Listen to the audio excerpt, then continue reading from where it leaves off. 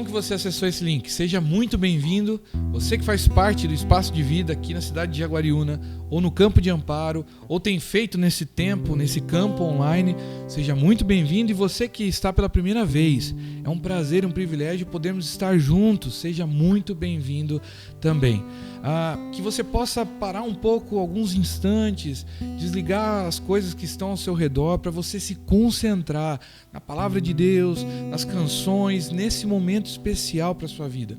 Um momento de cura, de restauração, de libertação, um momento onde a gente reflete sobre a palavra de Deus e é moldado, transformado. E eu queria te convidar para orar junto comigo nesse momento, para este instante, para este momento que nós vamos viver agora, em tudo que vai ser dito aqui. Vamos orar juntos? Senhor, obrigado, Deus, obrigado pelo privilégio que a gente tem de podermos nos reunir assim. Apesar de não podermos estar juntos presencialmente, nós podemos estar aqui, ó Deus, pessoalmente, podendo conversar e refletir sobre a sua palavra que transforma nosso ser, que molda o nosso coração. Obrigado porque podemos cantar canções que reconhecem o quanto o Senhor é grande e bom, mesmo diante de situações difíceis, mesmo diante das circunstâncias da vida, nós podemos saber que o Senhor é presente, ó Deus, através de nossas canções, através da nossa oração, através de cada coração nesta casa que me ouve neste momento, o Senhor se faz presente, ó Pai. Obrigado, Jesus, pela sua graça, pelo seu amor, e que o Senhor receba, ó Deus, nosso ato de adoração aqui, este momento juntos, em nome de Jesus, ó Pai, que seja um momento especial na vida de cada pessoa que está acessando esse link e orando junto comigo, ó Deus, um momento de restauração, de cura, para a honra e glória do Senhor, ó Pai. Assim nós oramos e agradecemos a um Deus que é mais forte que a morte, a um Deus que vive para sempre, e com Ele nós reinaremos, em nome de Jesus, amém. Vamos cantar isso na próxima canção.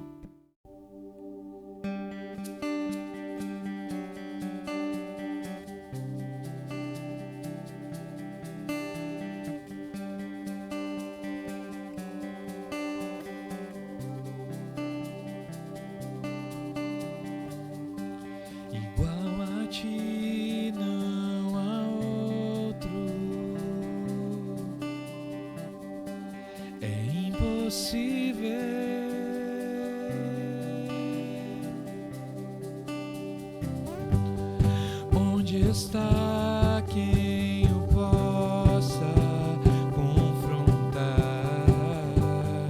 Invencível,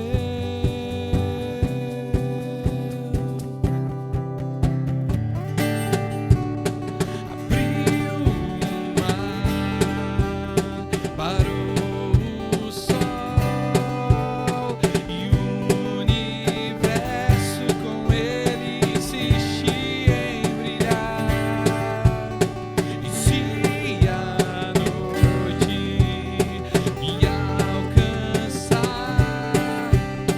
me lembrarei. Deus é mais forte que a morte, Ele vive para sempre, com Ele eu vou reinar. Eu quero viver, só quero viver, se for para Ele, Ele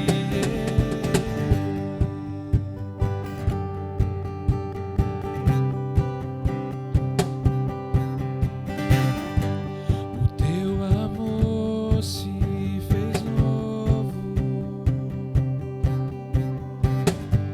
ó Rei da glória.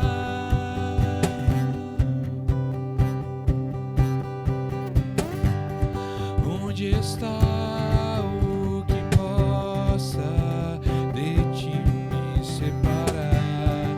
Não há nada, não há nada, não há nada, não.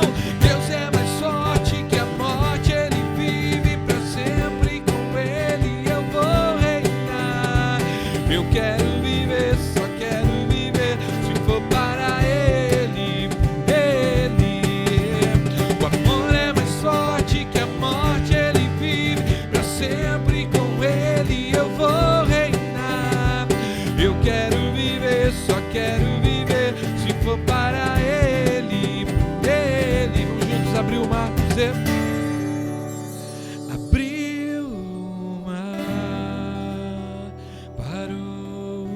o sol e o universo com ele insiste em brilhar.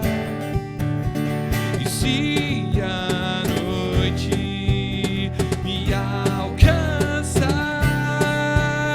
me lembrarei.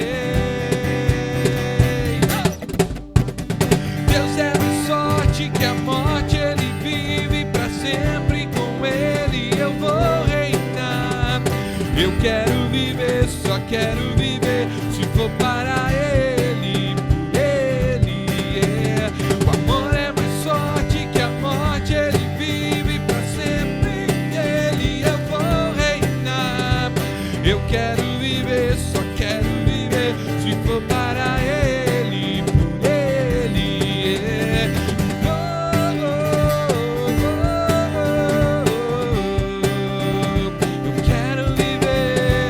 Eu quero viver, só quero viver, se for para ele, por ele, yeah.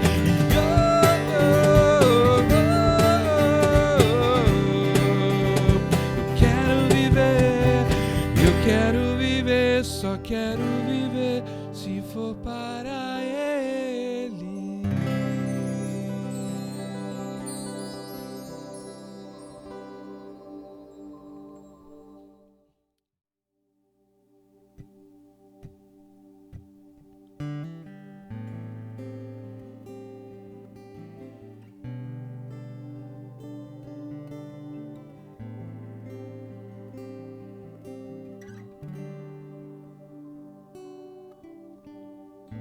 Louvemos ao Senhor, louvemos ao Senhor, adoremos o seu santo monte, nosso amado Pai, seu nome é santo. Louvemos ao Senhor, louvemos ao Senhor, adoremos o seu santo monte, nosso amado Pai, seu nome é santo. Louvemos ao Senhor, pois seu nome é santo.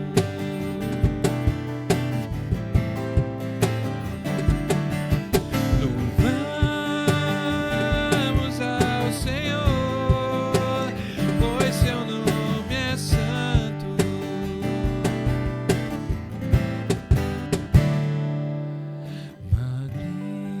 Magnifiquemos ao Senhor, ao Rei que é digno de louvor, excelso, supremo e muito digno de louvor, excelso, supremo e muito digno de louvor. Louvamos ao Senhor, pois seu nome é santo.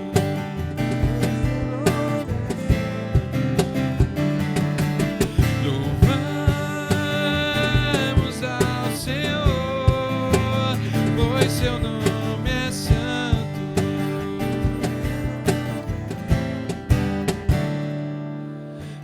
Hosana, Hosana, Hosana ao nosso Rei. Hosana, Hosana, Hosana ao nosso Rei. Cristo é a nossa vida,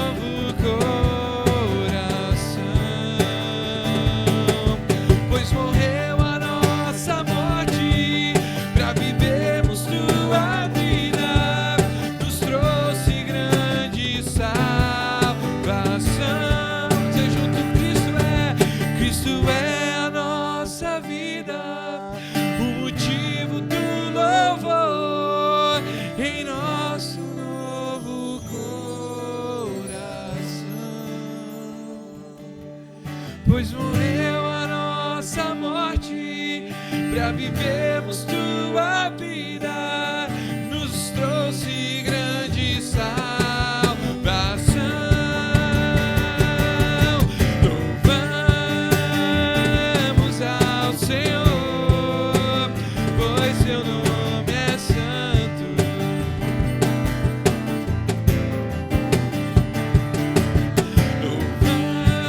Louvamos ao Senhor, pois seu nome é santo. Seu nome é santo, Jesus.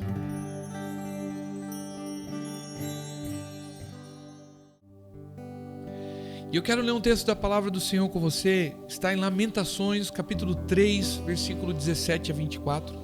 E um texto que demonstra, como os textos que nós temos lido ao longo dessas semanas, situações difíceis do povo do Senhor, que encaixam muito com a realidade que nós estamos vivendo, sentimentos. E esse texto é um deles, e eu quero ler com você. O texto diz: tirou-me a paz, esqueci-me o que é prosperidade. Por isso digo, meu esplendor já se foi, bem como tudo o que eu esperava do Senhor. Lembro-me da minha aflição e do meu delírio, da minha amargura e do meu pesar. Eu lembro-me bem disso tudo e a minha alma desfalece dentro de mim. Todavia, lembro-me também do que pode me dar esperança.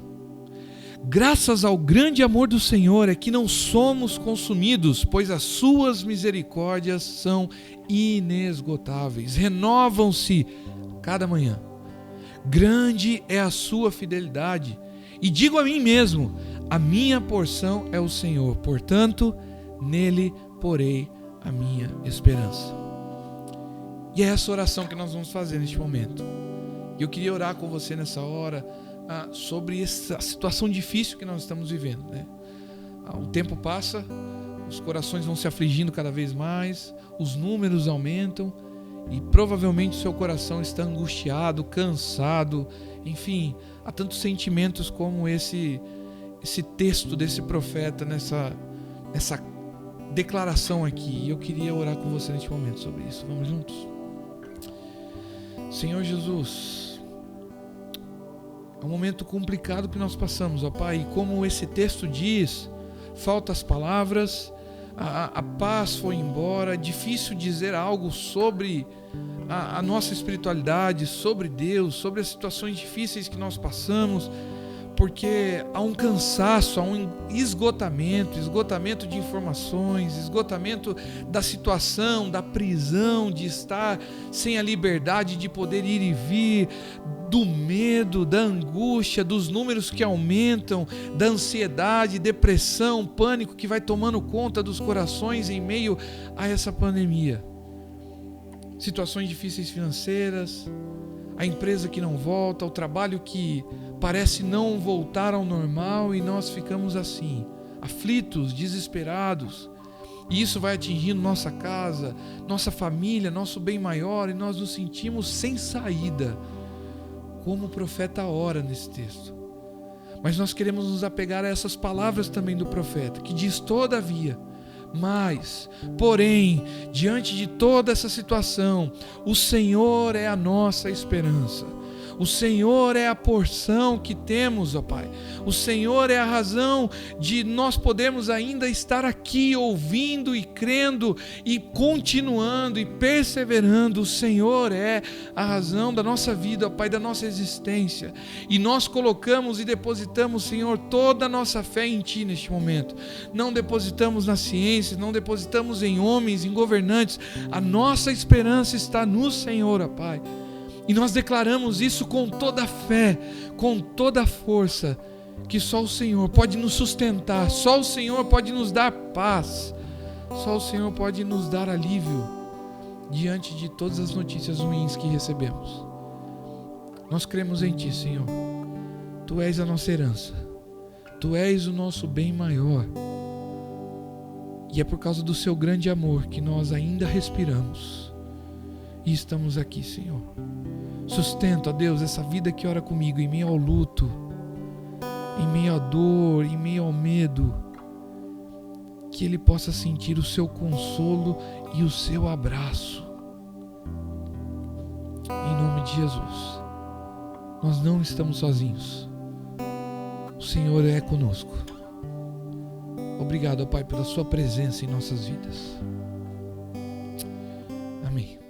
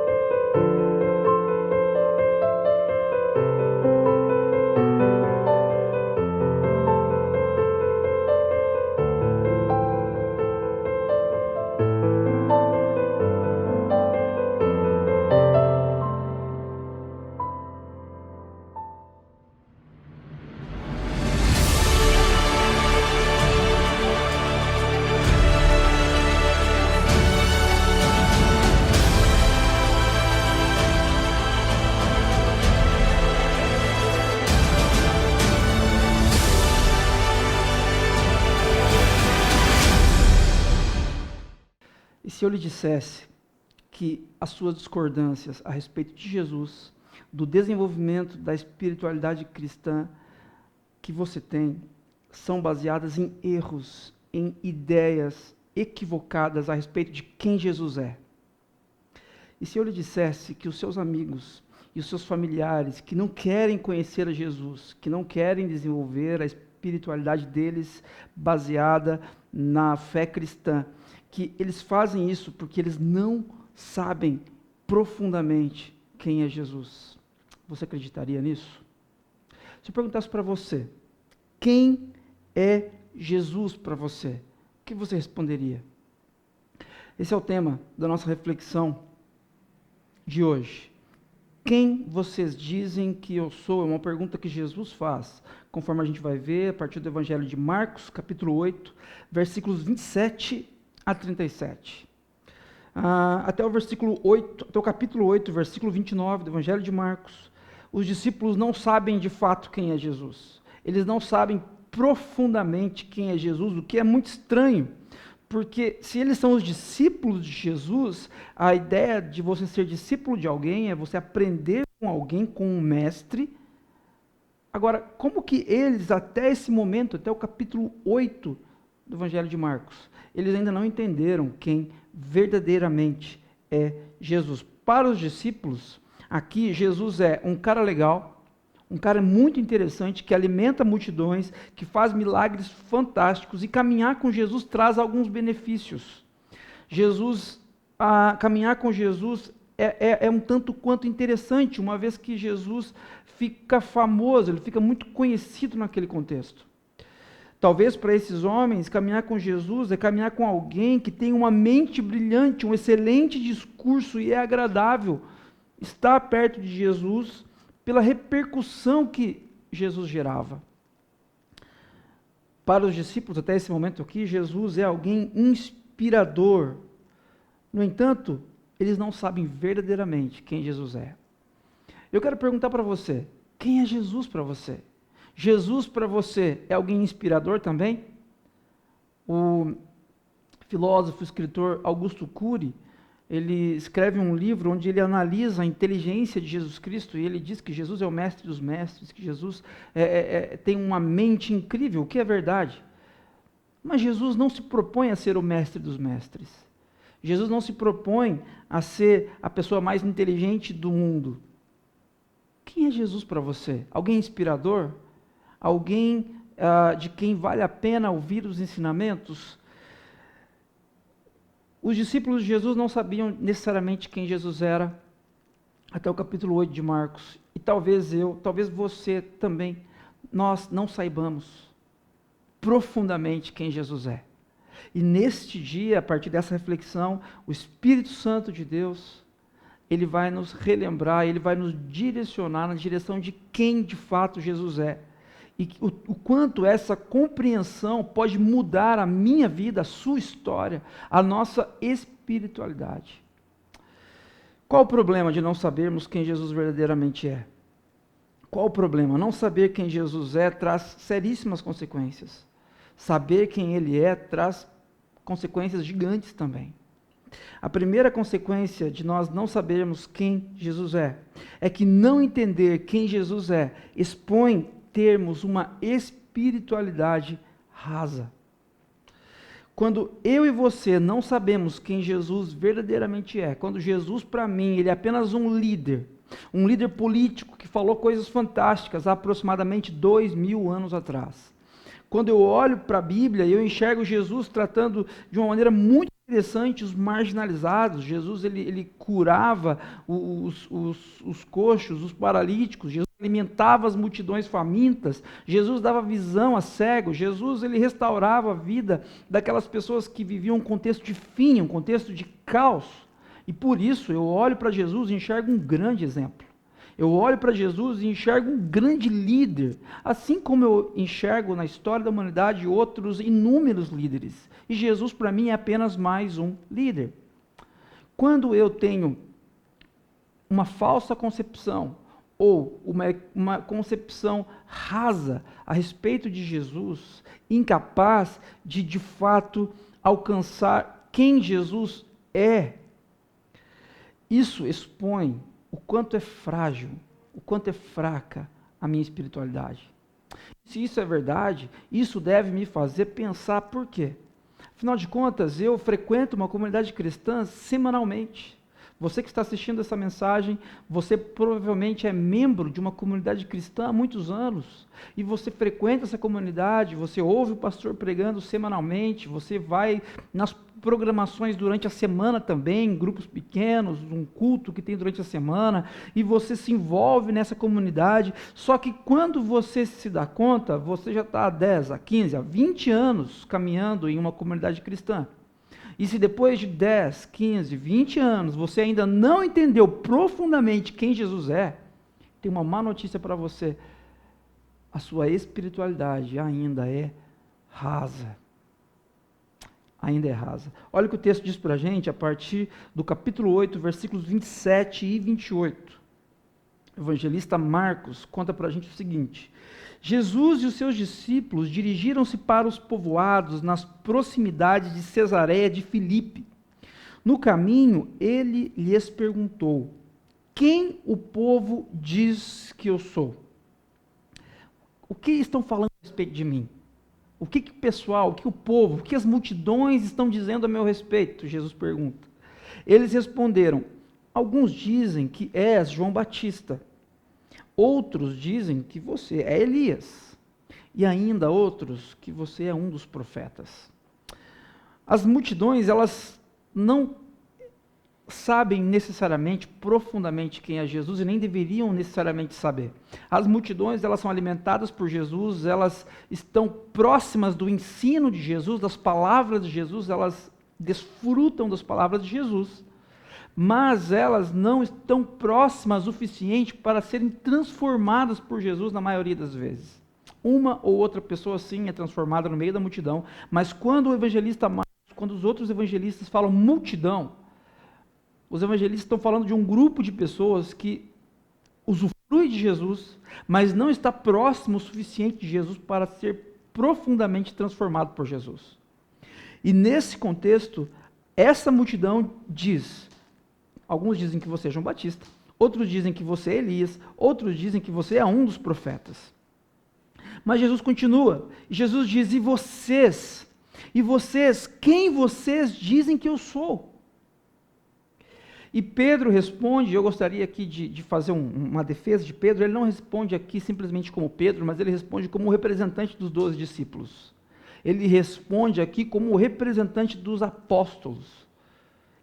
E ele diz: tu és o Cristo. Jesus os advertiu que não falassem a ninguém a seu respeito. É interessante que até aqui no Evangelho de Marcos, os discípulos não demonstram saber quem é Jesus. Se você voltar para o capítulo 1, 2, 3, 4, 5, 6, 7 do Evangelho de Marcos, você vai perceber que os discípulos e as discípulas de Jesus, que estão próximos de Jesus, eles não sabem quem Jesus de fato é. Você vai perceber que os demônios sabem quem é Jesus. Os demônios, como no capítulo 5, versículos 1 a 20, quando Marcos conta para a gente a respeito de Jesus libertando o endemoniado Gerazeno, quando o moço, o jovem, ainda estava endemoniado, ele chama Jesus do Filho de Deus, o Messias, ele reconhece que Jesus é o Filho de Deus. Em outros momentos, pessoas marginalizadas parecem reconhecer que Jesus tem poder. Pessoas chegam para Jesus e dizem para Jesus: se você quiser, pode me curar. A partir do versículo 21 do capítulo 5 de Marcos, o texto conta para a gente a respeito de Jairo. Chega até Jesus pedindo para que Jesus intervisse na sua história, porque a sua filhinha está doente, terrivelmente doente em casa. Parece que Jairo sabe que Jesus tem poder. No meio da resolução da história da filha de Jairo, uma mulher com hemorragia chega até Jesus e também parece saber que de Jesus pode sair poder. Parece que os marginalizados, os demônios do Evangelho de Marcos sabem quem Jesus é, mas os discípulos de Jesus, aqueles que andam com Jesus, aqueles que dormem com Jesus, aqueles que acordam com Jesus, aqueles que falam de Jesus aos quatro cantos, aqueles que conhecem Jesus mais de perto, ou pelo menos deveriam conhecer. O Evangelho de Marcos revela para a gente que eles não sabem quem é Jesus. Até o capítulo 8, versículo 29 de Marcos. Até o momento onde Pedro faz essa afirmação fortíssima.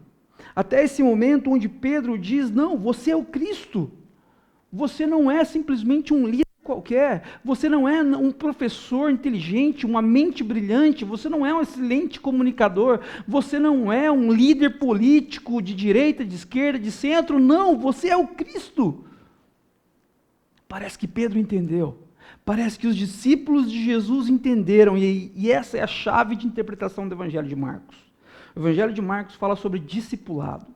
Fala sobre como eu e você podemos encontrar em Jesus um mestre, e imitando as suas atitudes e seguindo o seu caminho, nós podemos ser seus discípulos e experimentar o reino de Deus que ele veio inaugurar. Agora, para entender o Evangelho de Marcos, todos os capítulos, você precisa chegar nessa chave de interpretação do Evangelho de Marcos, que é o capítulo 8, versículo 29, quando Pedro diz que Jesus é o Cristo. Essa afirmação, Cristo, é a palavra grega para ungido. No Antigo Testamento, a palavra para ungido é Messias, são sinônimos. São sinônimos. Messias, no Antigo Testamento, na língua hebraica. Cristo, na língua grega, ambas essas expressões significam ungido. Quem era ungido nesse contexto? Na palavra de Deus, quando no Antigo Testamento, quem era ungido? Era um rei que era ungido, um profeta, ou um sacerdote. Só que, à medida que no Antigo Testamento o povo de Deus foi nutrindo uma esperança de que a nação de Israel seria um dia transformada, seria um dia alcançada, ela foi nutrindo essa esperança e os profetas foram falando a respeito de um ungido que viria e que transformaria a nação de Israel, transformaria a sorte de Israel, fazendo com que as nações conhecessem o Deus verdadeiro, o Criador dos céus e da terra. E esse ungido, ele seria o profeta, ele seria o sacerdote, ele seria o rei por excelência. É desse ungido que Pedro está falando aqui. Não é de qualquer ungido, não é de qualquer pessoa que vai ser ungida a rei, a profeta ou a sacerdote no contexto do Antigo Testamento. Qualquer judeu no primeiro século que ouviu Pedro dizendo aqui, você é o Cristo, qualquer judeu no primeiro século sabia do que Pedro estava falando. Pedro estava falando, nós sabemos que o reino de Deus chegou, porque você é o Cristo, porque Pedro sabe que ninguém faz as coisas que Jesus fazia, ninguém poderia fazer os milagres que Jesus fez se não fosse o próprio Deus. Essa afirmação fortíssima de Pedro mostra para a gente o quão é pesada essa afirmação e do quanto nós podemos perceber a consequência de nós não sabermos quem Deus é. Por quê? Apesar de Pedro saber aqui quem Jesus é, e ele dizer isso, tu és o Cristo, essa afirmação ela se dá aproximadamente uma semana, 10 dias, 12 dias antes da crucificação de Jesus. Nós sabemos que o ministério de Jesus durou aproximadamente 3 anos e meio. Então, significa que durante 3 anos e 2 meses, 3 anos e 3 meses, parece que Pedro e os discípulos de Jesus não tinham entendido quem, de fato, Jesus era. E quando isso acontece, a gente percebe o quanto a nossa espiritualidade é rasa. Como é que a gente sabe disso? Quando a gente olha para o capítulo 8, versículo 31 em diante, dando sequência ao texto, o texto diz o seguinte: Então, depois que Pedro disse que Jesus é o Cristo, então ele começou a ensinar-lhes que era necessário que o Filho do Homem sofresse muitas coisas e fosse rejeitado pelos líderes religiosos, pelos chefes dos sacerdotes e pelos mestres da lei, fosse morto e 3 dias depois ressuscitasse. Ele falou claramente a esse respeito. É interessante que quando a gente olha para o Evangelho de Marcos, até o capítulo 8, os discípulos de Jesus não sabem quem Jesus de fato é, mas tem um fato interessante também. Você não vai olhar, não vai ouvir da boca de Jesus, não vai saber da parte de Jesus que ele é o Messias. Ele não fala isso abertamente, ele fala isso nas entrelinhas, você não consegue perceber que de fato ele é o Messias, parece que você está junto com os discípulos de Jesus nessa trilha, nessa jornada de conhecer Jesus. Os estudiosos chamam isso aqui no Evangelho de Marcos de o segredo messiânico, porque parece que Jesus também não quer se revelar até que, depois que Pedro faz essa declaração fantástica de que Jesus é o Cristo, até que então Jesus passa a dizer para eles toda a verdade do que iria acontecer. Olha o que o evangelista Marcos conta para a gente. Jesus passou a ensinar-lhes que era necessário que o Filho do Homem, ou seja, o Messias, Jesus, sofresse muitas coisas e fosse rejeitado pelos líderes religiosos, pelos chefes dos sacerdotes, pelos mestres da lei, fosse morto. Jesus está prevendo aqui a sua morte e também a sua ressurreição 3 dias depois. Ele falou claramente a esse respeito. Sabe o que eu aprendo aqui? Que os discípulos de Jesus só podem ouvir a respeito da cruz. Os discípulos de Jesus só podem ouvir a respeito da ressurreição. Os discípulos de Jesus só podem ouvir de verdade, profundamente, a respeito do reino de Deus, depois que entendem que Jesus é o Cristo. Enquanto Jesus é um mestre, enquanto Jesus é um professor, enquanto Jesus é um líder político para mim e para você, nós nunca vamos entender o reino de Deus. Enquanto Jesus para você é simplesmente mais uma religião, você poderia ser um hinduísta, você poderia ser islamista, você poderia ser de qualquer religião, qualquer que seja, ocasionalmente você é cristão. Enquanto isso é verdade para mim e para você, o reino de Deus não se revela para a gente. Jesus, ele começa a falar da cruz, ele começa a falar do sofrimento, ele começa a falar da glória da ressurreição somente depois que os discípulos de Jesus falam que Jesus é o Cristo, que Jesus é o Messias, que Jesus é o ungido, que Jesus é o prometido, que Jesus é o clímax da história. Jesus é o clímax da história, por isso o reino de Deus se concretiza em Jesus. Pedro entendeu isso e afirmou isso, e essa afirmação faz com que Jesus, ato contínuo, diga para os discípulos o que vai acontecer com Jesus. Ele falou claramente a respeito disso. Por isso, não entender quem Jesus é, expõe que temos uma espiritualidade rasa. A gente sabe o desfecho da história. Você sabe que em Atos, Lucas conta pra gente que Pedro foi um dos pilares da comunidade cristã no primeiro século. Mas você sabe disso porque você conhece o final da história.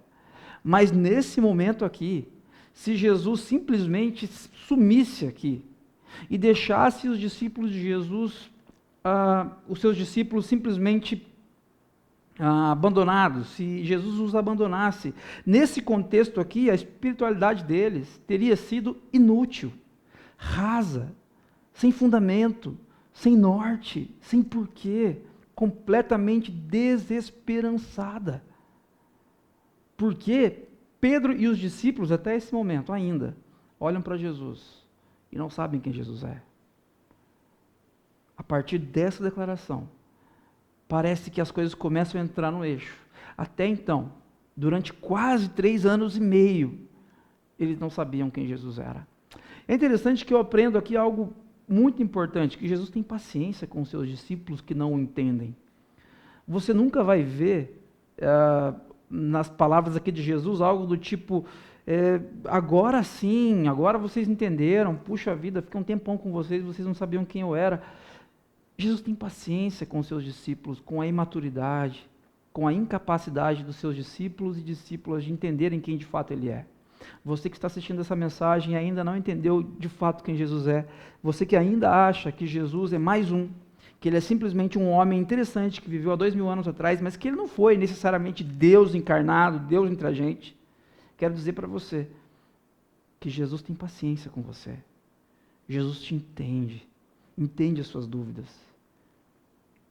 E Ele quer que você tenha um conhecimento profundo de quem Ele é, para que a sua espiritualidade deixe de ser rasa e passe a ser profunda. A gente precisa deixar de frequentar as comunidades cristãs que nós frequentamos, simplesmente por frequentar, simplesmente por sermos membros, simplesmente por sermos cristãos nominais, mas nós precisamos experimentar de um conhecimento profundo a respeito de Cristo, para que a nossa espiritualidade não seja rasa, seja verdadeiramente transformadora, como é transformador o reino de Deus. O texto continua e mostra para a gente o quanto a espiritualidade de Pedro e dos discípulos era rasa. Ele diz assim, o texto diz assim, então Pedro, chamando-o à parte, começou a repreender Jesus. Jesus tinha falado da cruz, Jesus tinha falado da crucificação, da sua morte. Jesus, porém, voltou-se, olhou para os seus discípulos e repreendeu Pedro, dizendo, para trás de mim, Satanás, não pensa nas coisas de Deus, mas nas dos homens. Lembre-se, não entender quem Jesus é, expõe o quão rasa é a nossa espiritualidade. Quando não entendemos quem Jesus é, isso fica nítido. Isso fica nítido aqui com Pedro. Pedro parece ter entendido, ele disse, tu és o Cristo.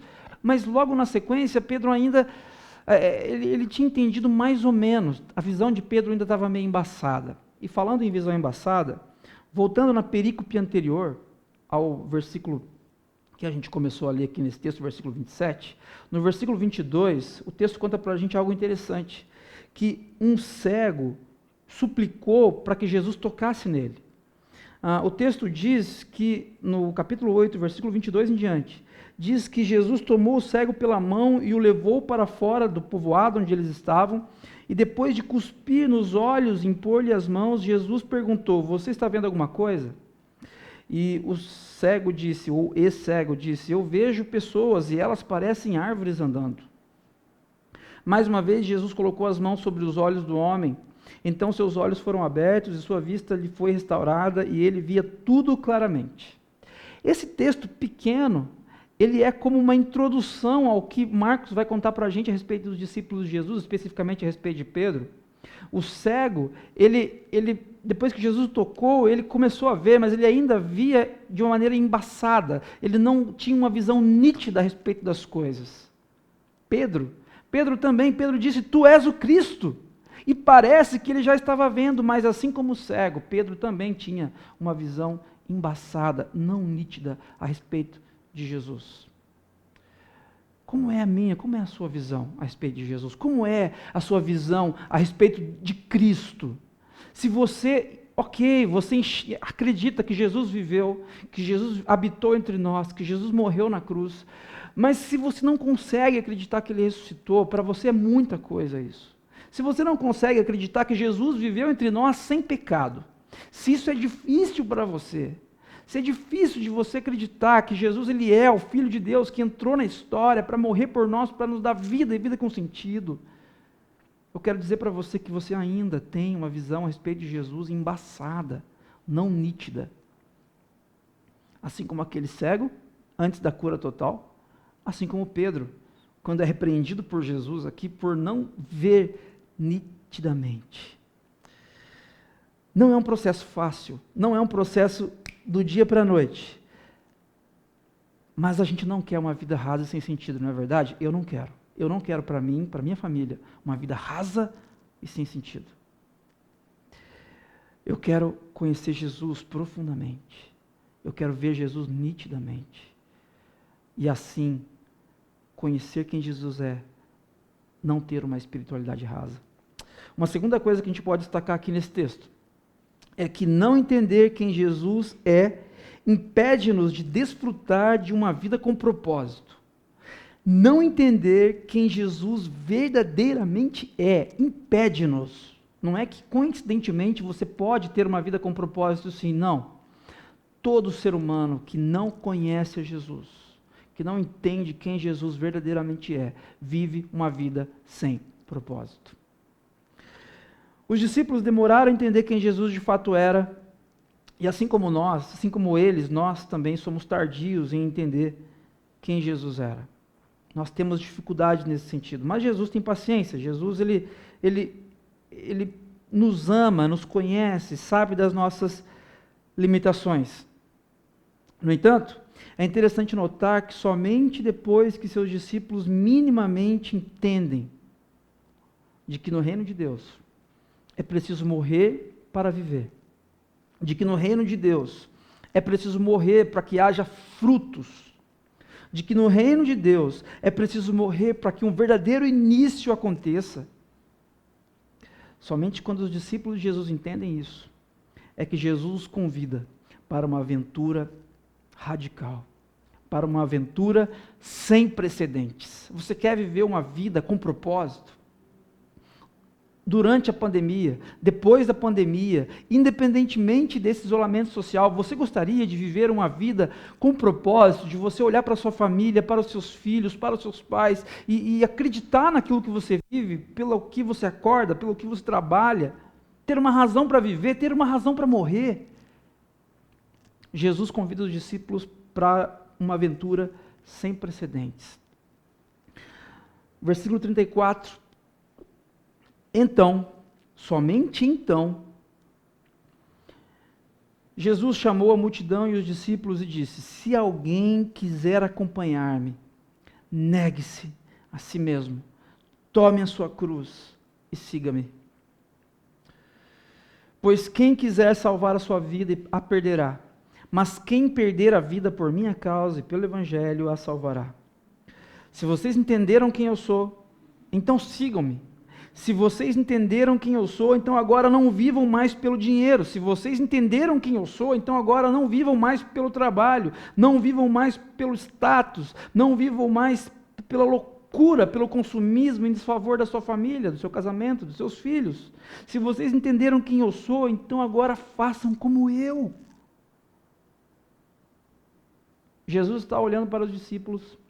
Vocês entenderam mesmo quem eu sou?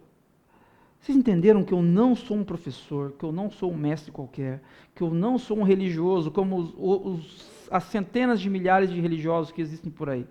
Vocês entenderam que eu sou o Cristo de fato? Sim, entendemos. Ok. Então, acompanhe-me. Negue-se a si mesmo. Tome a sua cruz e siga-me. Morram para este mundo. Sabe quando você lê um livro, uma ficção, ou um gibi, uma história em quadrinhos, e você fica imerso naquela leitura durante algumas horas, ou de repente assistindo Netflix, uma novela, e você fica completamente envolvido naquela história, e de repente o telefone toca, alguém bate na sua porta, e você precisa sair daquela história e voltar para o mundo real. Com o reino de Deus é inversamente proporcional. Nós precisamos entender que o mundo real não é o mundo do trabalho, o mundo da correria, simplesmente. O mundo real é o reino de Deus. E você não precisa acordar nesse mundo real e sair fora, porque agora você precisa trabalhar e ganhar o dia. Agora você precisa ensinar os seus filhos a serem honestos, íntegros, ensiná-los a ganhar dinheiro. Você não precisa sair do reino de Deus para viver o mundo real. Não, o reino de Deus é o mundo real para o qual você foi criado. Você foi criada. E Jesus sabe disso. E Jesus fala assim: vocês entenderam o mundo real? Vocês entenderam de fato que eu sou o Cristo?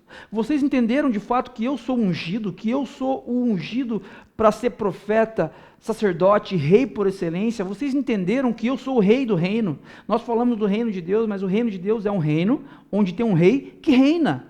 Um rei que reina, um rei que estabelece a sua vontade aos seus súditos. Nós somos os seus súditos, amorosamente seus súditos, escolhidos para sermos seus súditos. Essa é a vida real. Vocês entenderam que eu sou o Cristo? Entenderam que essa é a vida real? Então, me sigam. Então, venham atrás de mim. É interessante que quando a gente olha para o capítulo 3, versículo 11 a 12, Jesus foi corretamente identificado por um demônio como sendo o Messias. Naquele contexto, Jesus fala assim, fica quieto, não conta para ninguém, dá severas ordens para que o demônio ficasse quieto.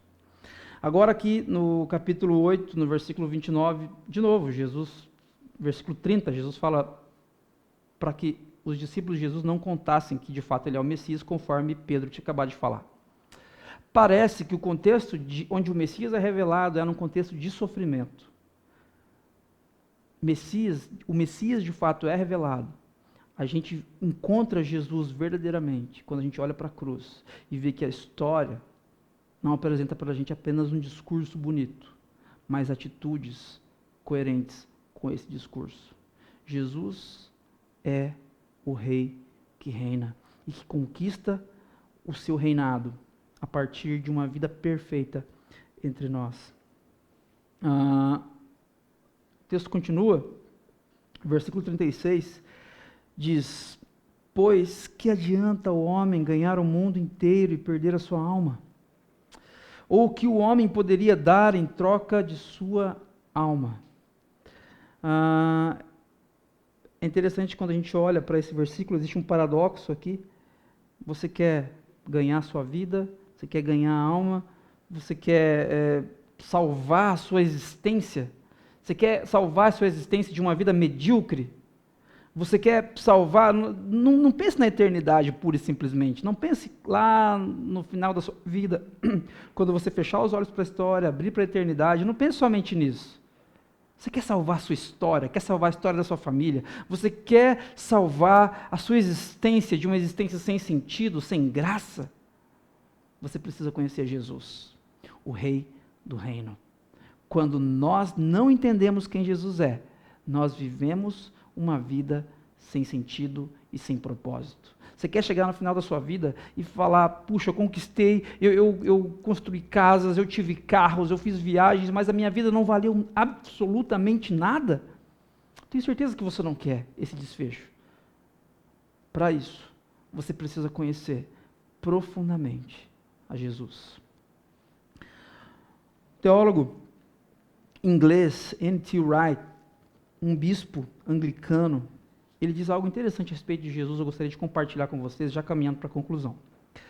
Jesus não estava oferecendo um ensinamento que pudesse ser comparado ao de outros professores, embora seu ensinamento seja verdadeiramente notável.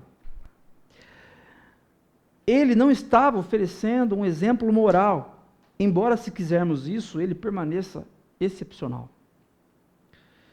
Jesus estava reivindicando fazer coisas pelas quais o mundo seria curado, transformado, resgatado e renovado. Ele estava, em resumo, anunciando boas notícias para Israel e para o mundo inteiro. É interessante, Jesus, ele é quem ele disse que era. Ele provou isso. Por que ele provou? Porque ele morreu numa cruz, dando a vida, esgotando a sua existência sobre uma cruz. Mas ele ressuscitou 3 dias depois, o que mostra para mim e para você que tudo que ele disse, tudo que ele fez era verdade. E eu quero desafiar você neste momento, enquanto você assiste essa mensagem, eu quero desafiar você a pensar, quem Jesus é para você? Jesus ainda é um mestre, um líder. Quem Jesus é? N.T. Wright, ele nos lembra que Jesus, ele veio para curar o mundo, para transformar o mundo, para resgatar, para renovar. Quando eu digo mundo, pense na sua casa, pense na sua família, pense na sua vida, pense na sua mente, nas suas emoções. Jesus é o rei do reino que veio para reinar. Jesus não é um líder, não é um professor de toga, distante da gente, tão distante, não. Jesus, ele é o rei do reino que veio para reinar, ele é o Deus presente, Deus conosco. Mateus chama Jesus de Emanuel, Deus presente, Deus com a gente. Jesus é o reino de Deus na minha vida, na sua história, na sua família. Jesus é o sim de Deus para a gente quando só havia não. Jesus é o início quando a vida, a história, a pandemia disse para a gente que seria o fim. Jesus é o rei do reino. Conheça Jesus profundamente. Isso vai livrar você de ter uma espiritualidade rasa. Isso vai livrar você de ter uma vida angustiantemente sem propósito. Para a gente refletir, para a gente praticar. Primeiro, quem Jesus é para você? Responda para você mesmo. Um líder simpático, um mestre sábio ou o rei que reina? 2. Repudie todas as narrativas que oferecem um outro Jesus para você. Por favor, faça isso. Quando disserem para você que Jesus foi mais um líder, assim como Mahatma Gandhi, assim como Nelson Mandela, você, por favor, repudie toda informação nesse sentido. Jesus não quis, não se propôs a ser simplesmente um líder. 3. Ao conhecer a Jesus, você experimentará de uma vida com propósito como nunca antes. E essa palavra conhecer, ela é um convite que Jesus faz para a gente de uma jornada. Jesus diz para os seus discípulos: vocês querem me acompanhar? Então negue-se a si mesmo, neguem-se. Então tomem a sua cruz e siga-me. Seguir a Jesus não é algo estático. Seguir a Jesus pressupõe caminho, pressupõe dinamismo, pressupõe um percurso. Se você hoje, enquanto você assiste essa mensagem, não se sente apto, não conhece verdadeiramente quem Jesus é, a ponto de dizer, não, na minha vida de fato Jesus reina. Se você ainda não consegue fazer isso, eu quero desafiar você a orar e a falar com Jesus nesse momento, porque Ele tem paciência com você, Ele tem paciência comigo, e Ele nos convida para uma jornada, para um percurso, que vai trazer propósito para a nossa história como nunca antes. Quero que você feche seus olhos, gostaria de orar com você. Deus de graça, muito obrigado por sua palavra, obrigado Jesus, porque nós, assim como os discípulos, a gente caminha uma vida inteira, Deus, sendo cristãos, sendo seus discípulos nominalmente. E muitas vezes, Senhor, a gente não conhece verdadeiramente, profundamente, quem o Senhor de fato é. E nós pedimos perdão por isso. E nós pedimos ajuda porque a gente sozinho não consegue. Que o Seu Espírito Santo nos ensine, que o Seu Espírito Santo visite cada irmãozinho e irmãzinha que está assistindo essa mensagem. Que o Seu Espírito Santo conduza essas pessoas a conhecerem ao Senhor verdadeiramente. Para que as nossas espiritualidades não sejam rasas. Para que a nossa vida não seja sem propósito. Faz isso, Pai, em nome e por amor de Jesus. Amém.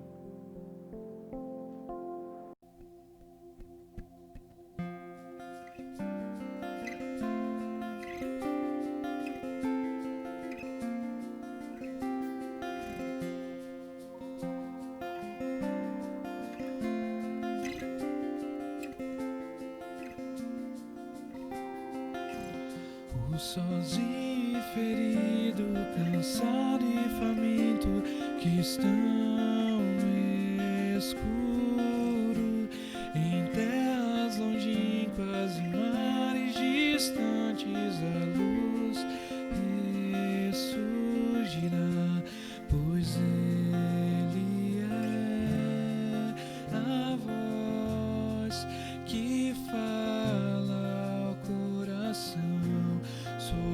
esperança e um futuro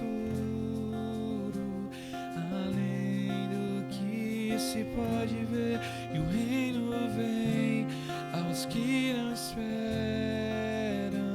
O desejado das nações, em seu nome a terra treme. O reino vem.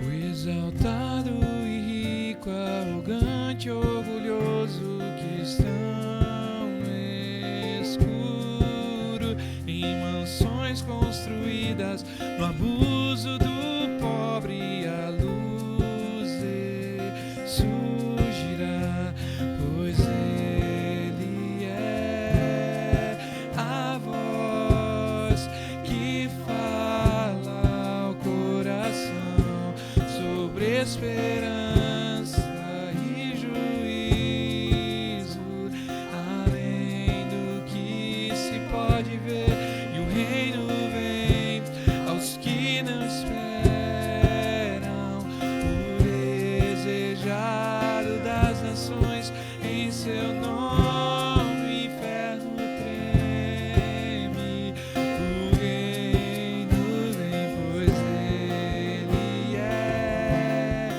a voz que fala ao coração sobre esperança e um futuro além do que se pode ver, e o reino vem aos que esperam. O desejado das nações, em seu nome a terra treme. O reino vem.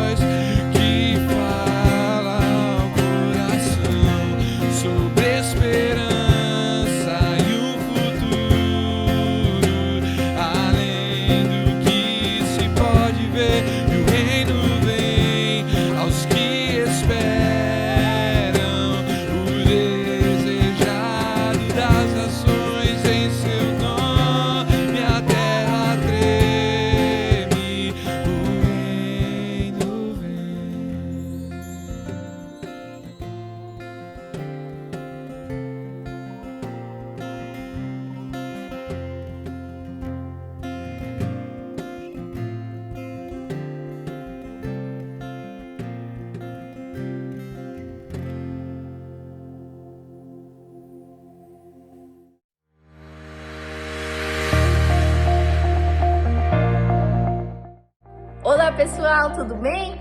Estamos aqui para falar que estamos bem, estamos em casa, estamos nos cuidando. Espero que vocês estejam também se cuidando em casa, usando máscara, passando álcool gel, porque só assim a gente vai poder se prevenir dessa doença. Estamos sentindo falta dos cultos, logo estaremos de volta.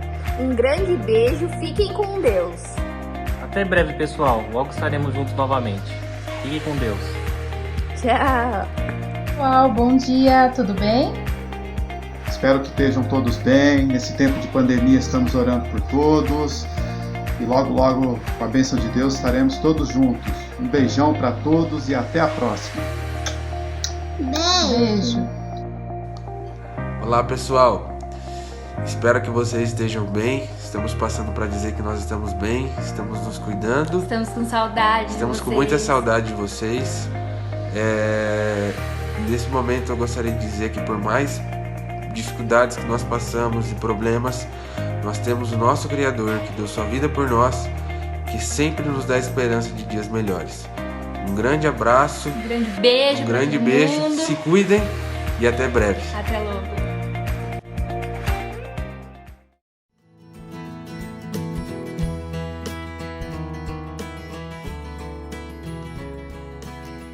No Espaço de Vida, nós temos o espaço de oração. É uma oportunidade para você compartilhar conosco seus motivos de oração e de agradecimento. Uma equipe da nossa comunidade se compromete a orar por você. Mande mensagem para nossos pastores. Estaremos juntos com você nas dificuldades da vida. Todas as semanas, em dias e locais diferentes, acontecem nossos grupos de conexão. São momentos valiosos de amizade, de cumplicidade, de oração e aprofundamento nas Escrituras. Porém, por causa da pandemia do coronavírus, nossos grupos estão acontecendo de forma virtual. Você que deseja participar, entre em contato com um dos pastores do Espaço de Vida, eles te ajudarão a encontrar um grupo. Todos nós sabemos do momento de pandemia que vivemos e do impacto que o coronavírus tem gerado e ainda gerará em nossas vidas nas mais variadas áreas. Como igreja, oramos para que Deus tenha misericórdia de nós. Porém, mais do que orar, nós queremos ser a resposta das nossas orações. E para que isso seja possível, não podemos nos esquecer de que a igreja precisa honrar com seus compromissos também na área financeira. Por isso, você que tem feito parte da construção do Espaço de Vida, que é membro desta comunidade, não perca o privilégio de contribuir neste momento tão importante da missão da nossa igreja. Você precisa de um aconselhamento, de uma oração ou tirar dúvidas sobre o desenvolvimento da fé baseada em Jesus? Entre em contato com os pastores do Espaço de Vida. Por causa da pandemia, os encontros estão sendo online ou por ligação, mas nossos pastores seguem disponíveis e terão o prazer em ouvir a sua história. Que em cada detalhe da sua semana você consiga perceber o cuidado, o amor de quem verdadeiramente Jesus é. Que a graça do nosso Senhor Jesus Cristo, que o amor do nosso Deus poderoso Pai e que a comunhão e os dons do Espírito Santo repousem sobre todos vocês, discípulos e discípulas de Jesus. Amém.